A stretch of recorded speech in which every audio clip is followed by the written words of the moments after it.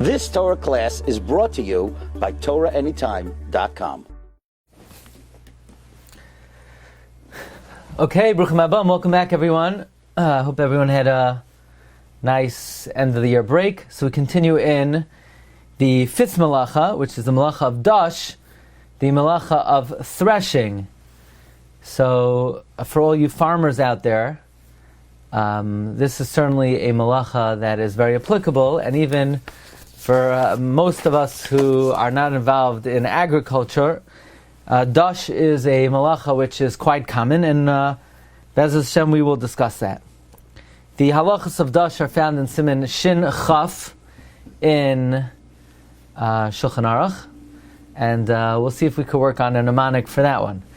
Where was Dosh found in the Mishkan? Well, we mentioned that they planted herbs to create dyes for the curtains and the tapestries of the Mishkan, and then once the dyes grew, they had to be threshed. So basically threshing is separating the useful parts of an herb from the unwanted parts. Basically you're taking the kernel from the husk, and taking the edible part from the inedible. That is the malacha of Dosh, which is threshing. Now the Rambam says, what is the av malacha of Dosh? If you thresh, what is the Shiur? Even kegroigres, even the size of a dried fig, you are chayiv. And disha is only applicable by something that grows from the ground. Now bear that in mind, because we're about to learn something that seems to be in conflict with that. V'hamefarek, now what is the tolda of Dosh? Says the Rambam, Hilchos Shabbos, Parak Ches, Halacha Zayin, that someone who extracts, that is a tolda, a derivative of Dosh, and you are therefore chayiv. Therefore, if you milk an animal, you're chayiv for mefarek, extracting. Now, so you'll ask, but cows don't grow on trees. That's what you thought. You thought cows don't grow on trees. That's because you never saw a cow tree.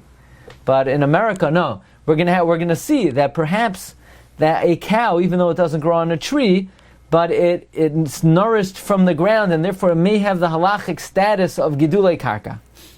Okay, but for ideally, one is only chayiv for Dosh if it's gidulei karka. Nevertheless, the Rambam in the very same halacha says that if you milk an animal, you're chayiv for mefarek. Mefarek is extracting, which is a tolda of Dosh. The same way Dosh, threshing, you're removing the edible part of the grain from the inedible by extracting the milk from the cow, by removing it where it's pocketed in the udder. That is extracting.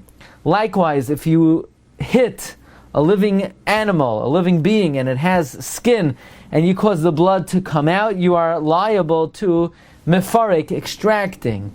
Also, if you squeeze fruits to be able to achieve, in order to remove their juice, then you're chayiv for mefarek, extracting. Now you have to squeeze the amount of liquid the size of a dried fig. Now, this is very important. Midairaisa, you're only chayiv by squeezing olives and grapes. All other fruits, you are not chayiv midairaisa for squeezing. Now we're going to see that may not be davka, but the Rambam says one is only chayiv for olives and grapes. Fine. Those are the Isurei Dairaisa, those are the Toldos of Dosh. Now let us talk about the Isurei D'Rabbanan. Comes the Rambam says Isurei D'Rabbanan are Mefarek Chayiv Misham Dosh. If you extract, you're Chayiv for Dosh. And if you squeeze olives and grapes, you're Chayiv for extracting. Therefore, you cannot squeeze berries or pomegranates, and some people squeeze these fruits. They have the status like olives and grapes, and therefore, midrabanon, you cannot squeeze them lest you come to squeeze olives and grapes. However, other fruits like quinces, apples, sour apples, they're not typically squeezed, and therefore we're not afraid that if you come to squeeze them, you're going to come to squeeze grapes and olives, and therefore you're allowed to squeeze them on Shabbos. Furthermore, the Rambam says, boiled or pickled vegetables, if you squeeze them to soften them, it's permitted. If you squeeze them to extract their juice, it's prohibited. Now, let's see. I see we have a few people in Israel, in the UK. We even have people in Kew Garden Hills. We have someone in Muncie even. And I'm all the way in a remote planet called the Five Towns. But anybody here live in Alaska or Canada or in a place where there's snow on the ground currently? Muncie is like Alaska, right? I forgot about that. But are you allowed to crush snow on Shabbos? So interesting halacha. The halacha says that Ein meraskin es hashalag sheyazuvu meimav. There's actually codified in Shulchan Aruch and Siman Shin Chav Sif Tes that snow and ice, you're not to crush it to produce a liquid. And the reason is, according to some, it's actually moiled, you're producing a new entity. But according to many Rishonim, it's similar to mafarek. The same way, if you have a liquid in a fruit, it's like the liquid is contained in a fruit, or the milk is contained in an udder, or the kernel is contained in the chaff. So too, it's like the liquid is contained in the snow or the ice, and when you squeeze it, it resembles mafarek. And therefore, one cannot crush ice on Shabbos. You can't go around with your smasher and smash ice and crush ice to produce liquid. There's an interesting question in halacha: are you allowed to walk on snow on Shabbos? So the Mechaber says in Siman Shin Chav Sif Yud Gimel, Doires Sheleg Baraglo Bein Choshesh. You're allowed to step on the snow in your shoes, and you don't have to be concerned for anything. And the Mishnah Berurah gives two reasons. Number one, the Mishnah Berurah says because it's a davar she'ein meskavein. It's not something you don't intend when you're walking on the snow to crush it and produce water. One may ask, but even though you don't intend, l'chayra, it's a psik reisha, it's inevitable that by stepping on the snow you're going to be crushing it and producing water.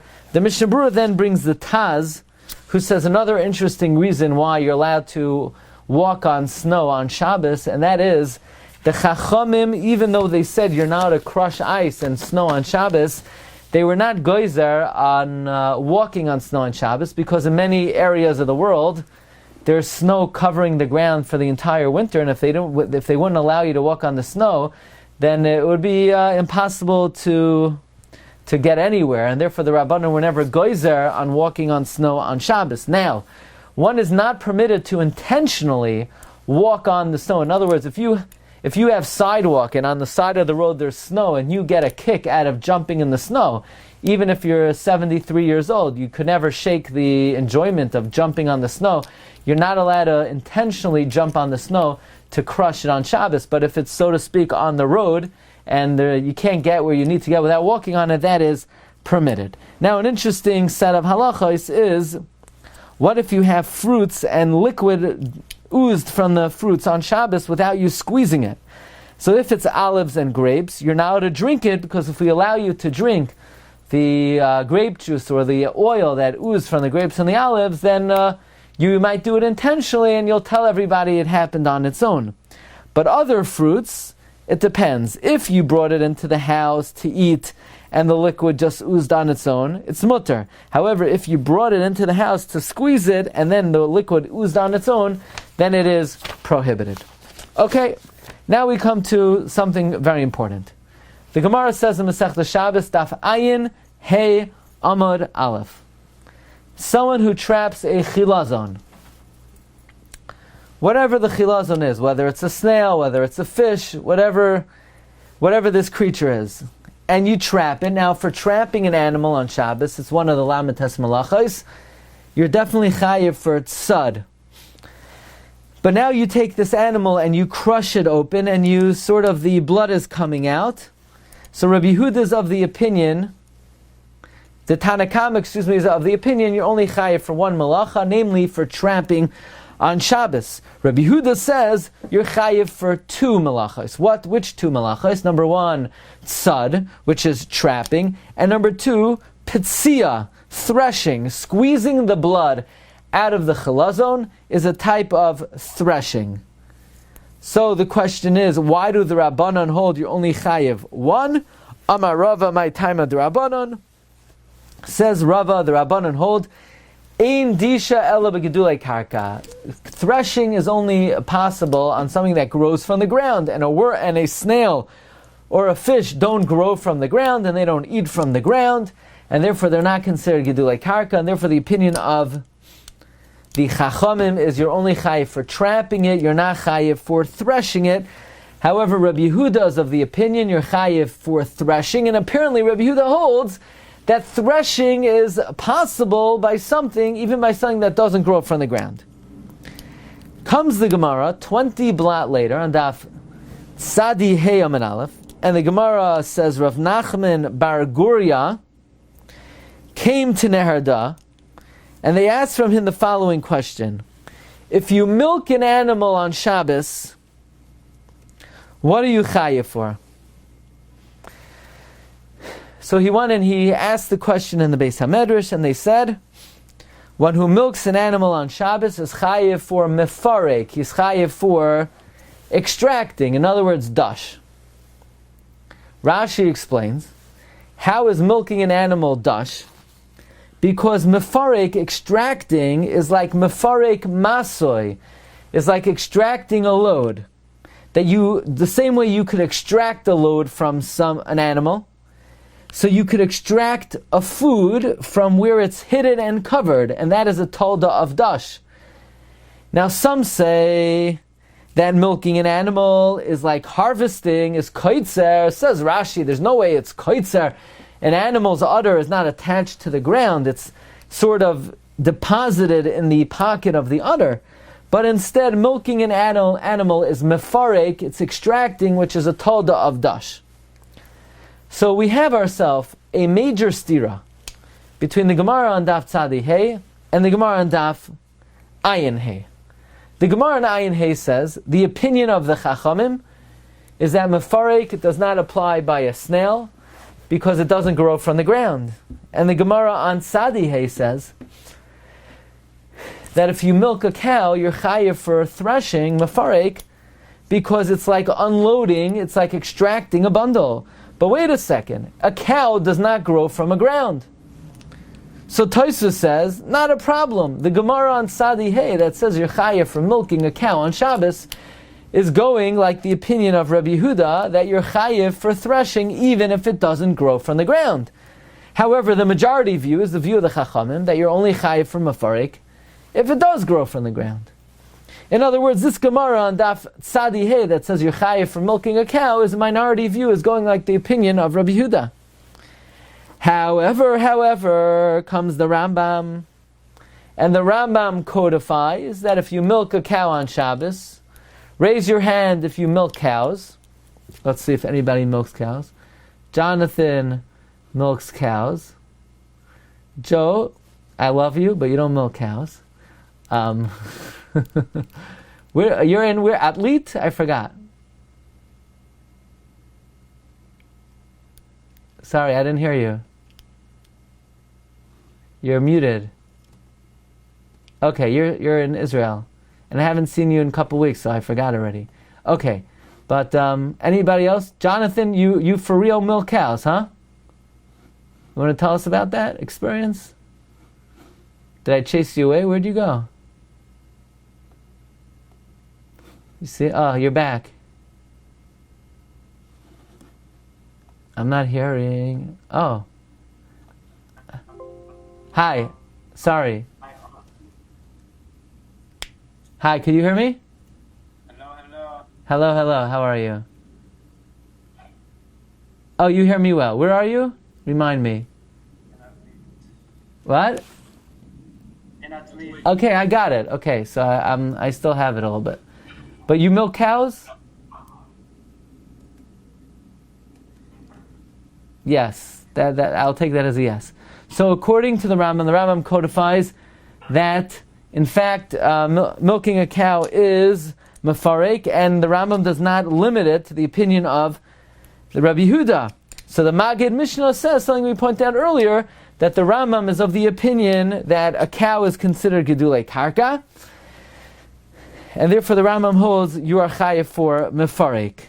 Now, here's another important halacha. The Gemara says on Shabbos, on Daf Kuf Mem Hey, we're now 50 blot ahead. Reb Chia Barashi says the name of Rav. Midairaisa, you're only chayev for squeezing olives and grapes. And this was also taught in the Academy of Rabbi Menashe. Midairaisa, you're only chayev for olives and grapes. Now, why would that be? What is so special about olives and grapes? There's a very interesting machlokes Rashi and the Ran. Rashi says, look, you know why you're only chayev for squeezing olives and grapes? Because mefarek is a malacha. And a malacha is only something which is typical. And therefore, squeezing olives is typical. Squeezing grapes is typical. On the other hand, squeezing a pear is not really typical. Squeezing other fruits, an avocado, is not typical. Nobody drinks avocado juice. So, don't tell me you drink avocado juice. Nobody on this Shiur is drinking avocado juice on a regular basis. So, therefore, since it's a... What about an orange? What about it? People squeeze the oranges. Okay, we'll talk about that. But according to Rashi, only olives and grapes, and the logic is that those are typical. So Rabbi Yitzi is saying, well, there are other fruits that are typically squeezed. I think if you ask Tropicana, they would say that even more than grapes and olives, we squeeze oranges. So, well, what about the fact that, Rebbe, that olives and grapes have a direct shaychus to the Mishkan, because the avoda would have used oil and they would have used wine. okay, it doesn't matter. It doesn't matter. The malachos are the activities needed, used to be used in the Mishkan. But what the item that they did it upon, I mean, many of these malachos, they only planted herbs. But yet if you plant a banana tree, you're also chayiv, even though in the Mishkan they weren't planting bananas. So the item that's being used is not what is of note, it is the malacha. The Ran says a different reason why you're only chayiv for olives and grapes, and that is only oil and grape juice are considered liquids. No other fruit juice is considered a liquid. So the question is, what in the world does that mean? Orange juice is not a liquid, apple juice is not a liquid, and the answer is nope. Halachically, there are 7 liquids that could render something susceptible to tumah. And of all the liquids that emanate from a fruit, only olive oil and grape juice or wine are part of the 7 liquids. But fruit juice in general are not halachic liquids in the sense that they are not machshir items to be mekabel tumah. So we have a very interesting machlokes between Rashi and the Ran, and it would come out a major nafkamino lahalacha. Rashi learns that only fruits that are typically squeezed, you're chayiv for mefarek. In that case, there are many fruits that are typically squeezed other than olives and grapes. Oranges are definitely typically squeezed, and you would be chayiv midayrais according to Rashi for squeezing olives. On the other hand, according to the Ran, you're only chayiv for olives and grapes because only oil and wine are liquid. Orange juice is not a liquid, and you would not be chayiv midayraisa for squeezing oranges. At this point in time, I want to segue very briefly into a leniency in halacha of circumstance when it is permitted to squeeze juice out of a fruit regardless. And that is the heter of mashke habala eichel, a liquid that is being squeezed onto a solid. Even though squeezing a fruit is mafarik, is a tolda of Dosh, nevertheless, if it's squeezed onto a food item, it is permitted to squeeze it, provided that the juice becomes secondary and subordinate to the food. And that could be accomplished in one of 2 ways. Number 1, the juice enhances the taste of the food. So for example, if you want to squeeze lemon juice onto a cake, you want to squeeze a lemon onto the icing of a cake, then even if the lemon juice will not be absorbed by the icing, only very little, you'd be allowed to squeeze the lemon onto the icing, because since the purpose of the juice is to enhance the food, so it's going from solid to solid, even though in midair it's becoming a liquid, but it was liquid in the solid and it's going on to a solid. It's mashke habala oichel, and the halacha is that is permitted, so you're allowed to squeeze the lemon onto the icing. Another heter is, if you squeeze liquid onto a salad, even if it's not enhancing the taste of the salad, but if it's being absorbed by the salad, then it is, there's a leniency. So for example, if a farmer has a cow that's suffering, and its udders are very full, and you're not allowed to milk a cow on Shabbos, what you could do is, if you have sort of breadcrumbs in a bucket, you could squeeze the milk onto the breadcrumbs, because you're squeezing a liquid onto a solid, and it's being absorbed, even though it's not to enhance its taste, that would be permitted. That's why some are lenient, and they squeeze lemon onto sugar, and then put the sugar into their coffee or tea. That is somewhat of a questionable leniency, but the basis of it is you're allowed to squeeze a liquid onto a solid. Okay, we move on over here. Have these leniencies? What? Why do these leniencies exist? Because the logic of the leniency is that a liquid to be taken out of a solid is similar to Dosh, in that it's viewed that it used to be contained in a container, which was the solid, and now it's been extracted. But if it doesn't remain in a liquid form, it is not construed as being extracted, because it was never taken out as a liquid. It remained a solid. So we can't say a liquid has been taken out of a solid, because its end state is solid. That's the logic of the leniency. Rabbi, if a guy squeezes the juice for you, squeezes juice from these objects on Shabbos, are you allowed to have hana from it? No. So I was on a Shomer Shabbos kibbutz in Eretz Yisrael. It took us on a tour of the kibbutz. I was there for Simcha over the weekend. And they had these, I guess they are Ravim, and they had these automatic milking machines. And the milking machine actually had a setting on it that said Shabbat. And they were milking the cows. I can't answer for them. But the Aravim don't have to keep the Shabbos. I don't know. That's Possible they were milking it Leibud? yeah. You know, they had the machines. I can't answer. Maybe he was going just to relieve the pressure. Okay. Maybe he was going into a solid. Can't answer. Okay, we come to the lamdasha aspect of the malacha of Dosh. Before that is the following issue. The shita of the Rosh, and I believe this is the shita of Tosfos as well. Now in my house this never happens, but I'm told in many other homes it happens that kids spill grape juice on the table. Baruch Hashem, we've trained our children never to spill anything. And everybody who comes to our house knows that our children never spill.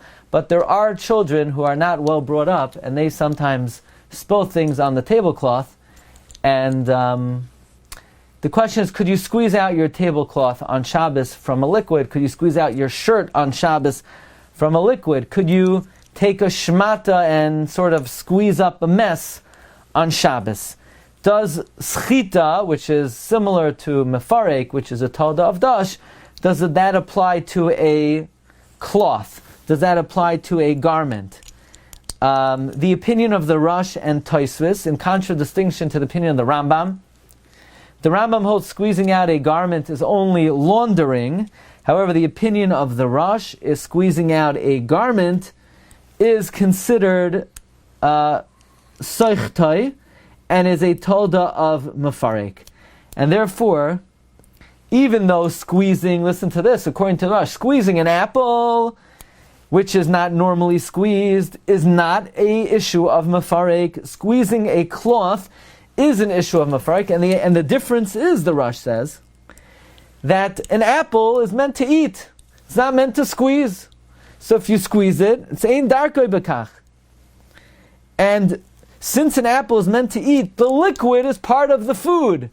And therefore removing it is not mefarek, but a liquid is not part of a tablecloth. And it's not meant to be in the tablecloth.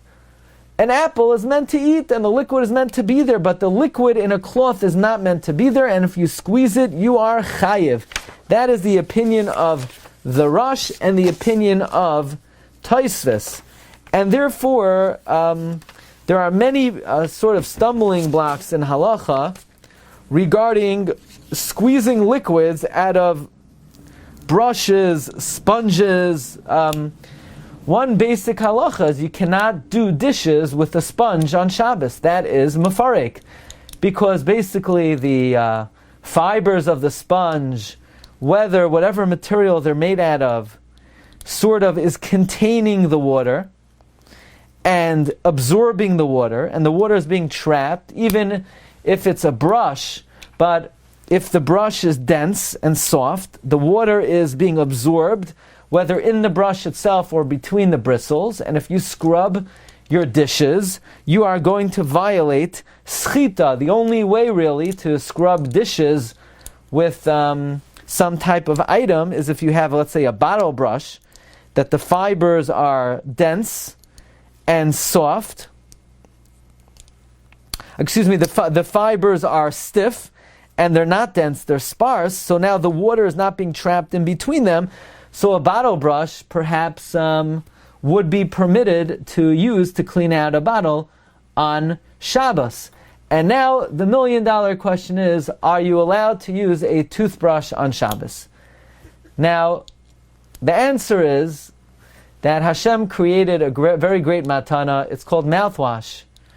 And there's Listerine, there's Scope. If you want to use a kosher brand, there's Adwe.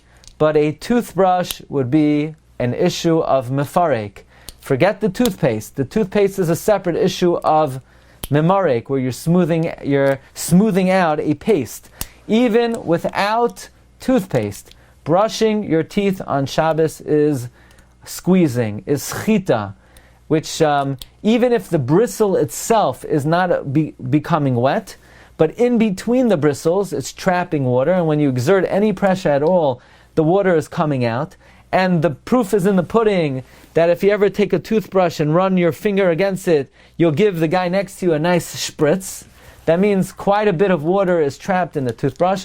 One cannot use a toothbrush on Shabbos, even if your gums don't bleed. It's not a matter of bleeding gums. Now, What about Shabbos toothbrush?